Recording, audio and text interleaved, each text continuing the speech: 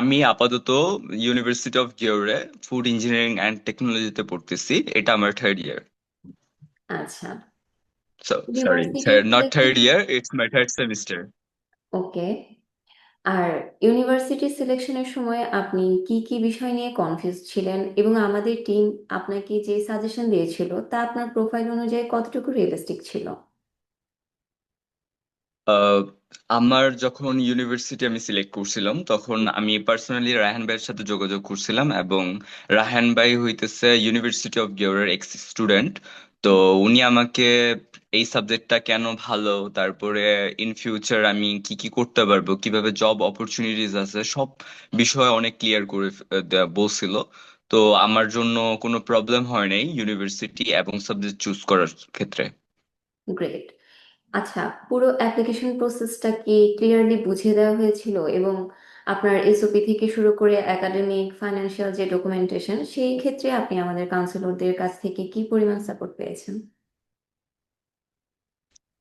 আহ আমার application process, তারপরে বিভিন্ন ধাপ, যেই সব ধাপে আমার কোনো প্রকার কনফিউশন কাজ করছে তখনই আমি রাহান ভাইকে নক দিছি, মাঝে মধ্যে ইমতিয়াজ ভাইকে নক দিছি, তো ওনারা আমাকে সবকিছু ক্লিয়ার করে দিছে। আমি ওইভাবেই ডকুমেন্টস গুলো রেডি করছি। তো আর আমার ক্ষেত্রে কোনো সমস্যাই হয়নি। আর পুরো প্রসেসের কি নিয়মিত আপডেট পেয়েছেন এবং আপনার যদি কোনো সমস্যা বা প্রশ্ন থাকতো সেক্ষেত্রে আপনি কত দ্রুত সাপোর্ট পেয়েছেন?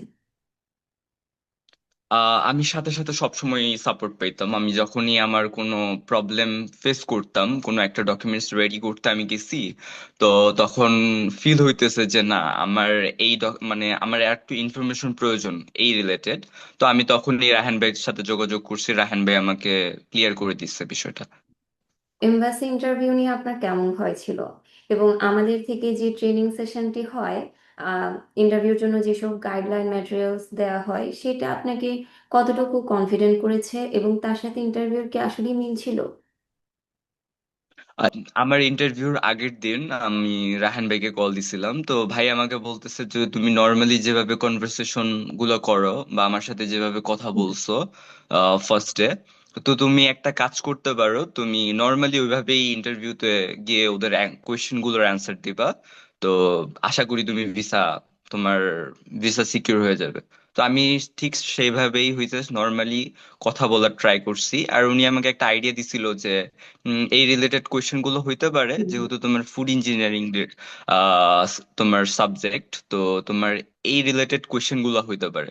তো আমি হালকা পাতলা কিছু মানে রিসার্চ করছিলাম, তো ওইগুলা আমার পুরোপুরি আর কি কমন পড়ছে। আর ইউনিভার্সিটি ইন্টারভিউর ক্ষেত্রে সেক্ষেত্রে কেমন গাইডলাইন পেয়েছেন? আমার ইউনিভার্সিটি ইন্টারভিউ দেওয়া লাগে নাই, কজ আমার হইতেছে আইএলটিএস এর স্কোর যেটা ওটা ভালো ছিল। তো এই কারণে ইউনিভার্সিটি আচ্ছা। কেওরে যদি আপনার আইএলটিএস স্কোর 6+ থাকে, তাহলে হয়েছে 6 থেকে 6+ থাকলে তখন আর ইন্টারভিউ দেওয়ার কোনো প্রয়োজন হয় না। আচ্ছা, যখন আপনি হাঙ্গেরিতে পৌঁছালেন, পৌঁছানোর পর এয়ার এডুকেশন অ্যান্ড কনসালটেন্সি থেকে আপনি যে ওয়েলকামিং সাপোর্ট পেয়েছিলেন সে সম্পর্কে একটু বিস্তারিত বলবেন। আচ্ছা, আমরা সেম ফ্লাইটে আমরা তিনজন ছিলাম। আমি, শাকিল ভাই এবং আহ, আরেকটা ছেলে ছিল।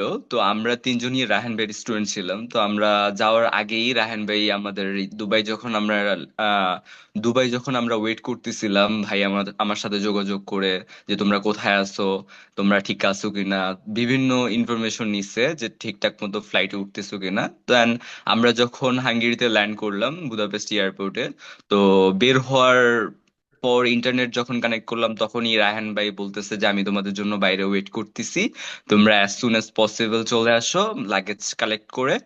তো তারপরে আমরা রায়হান ভাইয়ের সাথে হইতেছে দেখা করলাম। তারপর আমরা হইছে যে ব্লাহা যেখানে রায়হান ভাইয়ের বাসা, ওখানে গেলাম ফার্স্টে। তো ওইখানে যাওয়ার পর খাওয়া দাওয়ার পর আমরা হইতেছে আমরা যে দুইজন ইউনিভার্সিটি অফ গিওরের, আমরা ওই দিন রাতের ট্রেনে ইউনিভার্সিটি অফ গিওরের ডরমিটরিতে চলে গেলাম। অ্যান্ড আর বাকি আরেকজন যে ভাই ছিল উনি রাহান ভাইয়ের সাথে তখন ওইখানে স্টে করছিল আর কি, কারণ ওনার ইউনিভার্সিটি একটু বেশি দূর। আচ্ছা, তো সেখানে গিয়ে জব নেটওয়ার্কিং এর কেমন সাপোর্ট পেয়েছেন এবং কতদিনে আপনি জব পেয়েছেন? আমি ওইখানে যাওয়ার এক সপ্তাহের মধ্যে হইতেছে ফুড ডেলিভারি অ্যাকাউন্ট খুলে ফেলছিলাম, তো ফুড ডেলিভারি দেন আমি হইতেছে আপনার কিছু জব এজেন্সি গুলো আছে যেগুলো আমি রাহান ভাই থেকে জেনে আমি ওগুলোতে গিয়ে রেজিস্ট্রেশন করি। তারপরে হইতেছে, তো আমি মোট ও রেজিস্ট্রেশনের 2 থেকে 3 দিনের ভিতরে জব পেয়ে যাই। এই যে জব নেটওয়ার্ক, আপনার কি মনে হয় নতুন স্টুডেন্টসদের জন্য এটা কতটা গুরুত্বপূর্ণ?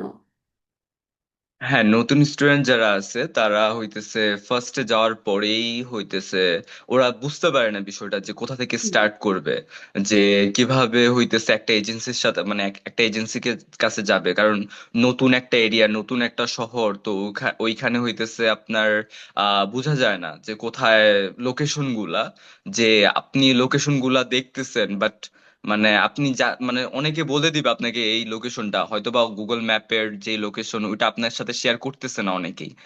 তো আপনার চেনা জানা যদি কোনো একজন থাকে যে অলরেডি ওই শহরে ছিল, তাহলে আপনার জন্য অনেক হেল্প হয় যে আপনি ওনাকে জিজ্ঞেস করছেন, উনি আপনাকে হইতেছে ওইটার লোকেশন দিয়ে দিছে, গুগল ম্যাপের লোকেশন। কারণ একটা বড় শহরে মানে এত সহজ না বিষয়গুলা যে আপনি যাবেন অবশ্যই। তারপরে ওখানে গিয়ে আর কি খুঁজে বের করবেন।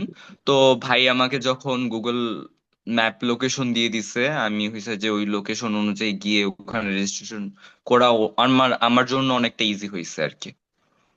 জি। এখন তো আপনি হাঙ্গেরিতে আছেন, সেখানকার কালচার, এনভায়রনমেন্ট এবং স্টুডেন্টস, টিচার্স, অল ওভার আপনার এক্সপিরিয়েন্স কেমন কেমন লাগছে সেখানে? ওভারঅল এক্সপিরিয়েন্স অনেক ভালো, কারণ টিচার যারা আছে ওরা অনেক ফ্রেন্ডলি। আপনার ওরা হইতেছে মানে আপনি বুঝতে পারবেন না ওরা আপনার টিচার নাকি ফ্রেন্ড। ওরা হইতেছে আপনাকে পার্সোনাল ভাবে, তারপর হইতেছে ক্লাসের ভিতরে মানে অনেক সাপোর্ট দিবে। যেমন হইতেছে আপনাকে যদি ওরা যখন যদি ফিল করে যে আপনি একটু ডিপ্রেসড বা আপনি মানে একটু ফ্যামিলির থেকে অনেক দূরে আছেন, আপনি প্রেশারটা নিতে পারতেছেন না, তখন ওরা আপনাকে বলবে যে তুমি চাইলে আমাদের সাথে বিভিন্ন ভেকেশনে যেতে পারো, বা আমরা চাইলে হাইকিং এ যেতে পারি। এইসব মানে অনেক কিছু যেটা বাংলাদেশে আমরা আশা করতে পারি না আর কি, আচ্ছা। এসব জিনিস পাওয়া যায়। এটাই সাধারণত আমরা আসলে আমাদের টিচার্সদের থেকে আশা করি, এভাবে নার্চার করা, হ্যাঁ, মেন্টরশিপ। যারা এই ভিডিওটা দেখছে এবং যেসব নতুন স্টুডেন্টস আছে তাদের জন্য আপনি আমাদের এজেন্সিকে কেন রেকমেন্ড করবেন, এবং আমাদের এজেন্সিকে আপনি আউট অফ 5 কতটা স্টার দেবেন? আচ্ছা। যারা নতুন আছে তাদের আমি কেন এই এজেন্সিটা সাজেস্ট করব, তার একটা মূল কারণ হইতেছে যে বাংলাদেশের যে এজেন্সি মানে অন্য মানে ট্রেডিশনাল মানে বাংলাদেশের যে এজেন্সি অন্য এজেন্সি গুলো আছে তাদের থেকে যে ডিফারেন্সটা আছে সেটা হইতেছে তারা আফটার ভিসা কোনো সার্ভিস দিতে পারে না। যে তাদের তাদের যে সার্ভিসটা ওটা সীমাবদ্ধ হইতেছে আপনার জাস্ট ভিসা পর্যন্ত, যে আপনার ভিসা হয়ে গেছে আপনার সাথে আমাদের ডিল শেষ। কিন্তু আফটার ভিসা যেই কাজটা সেটা হইতেছে মেন যে রিসিভ করা, একটা স্টুডেন্ট নতুন হইতেছে একটা দেশে গেলে রিসিভ করা। কারণ উইদাউট সিম কার্ড, ইন্টারনেট, আপনি একটা দেশে যাইতেছেন, একটা নতুন দেশে আপনি কিছুই জানেন না, কিভাবে আপনার ইউনিভার্সিটিতে যাইতে হবে, কিছু কিভাবে আপনার ডরমিটরিতে যাইতে হবে, কিভাবে এনরোল করতে হবে। তো এই সার্ভিস গুলো একটা স্টুডেন্ট পাইতেছে না, ওরা অনেক সাফার করে। আহ যেহেতু হইতেছে এয়ার এডুকেশনের অনেক মানে যেই স্টাফরা বা রাহান ভাই, তারপরে রাহান ভাই নিজে পার্সোনালি স্টুডেন্টদের রিসিভ করে, তো সেই ক্ষেত্রে হইতেছে যে এখানে একটা এক্সট্রা বেনিফিট পাওয়া যায় যে কোনো প্রকার সমস্যার সম্মুখীন মানে হওয়া লাগে না। তো আমি হইতেছে এই জন্য এই এজেন্সিটা সাজেস্ট করি যে আপনাদের আফটার ভিসা কোনো প্রকার সমস্যার সম্মুখীন হইতে হবে না, এটাই। জি। আচ্ছা, আরেকটি গুরুত্বপূর্ণ প্রশ্ন, পেমেন্টের ব্যাপারে একটু বলবেন, কোনো এক্সট্রা চার্জ বা অগ্রিম চার্জ নেওয়া হয়েছে নাকি?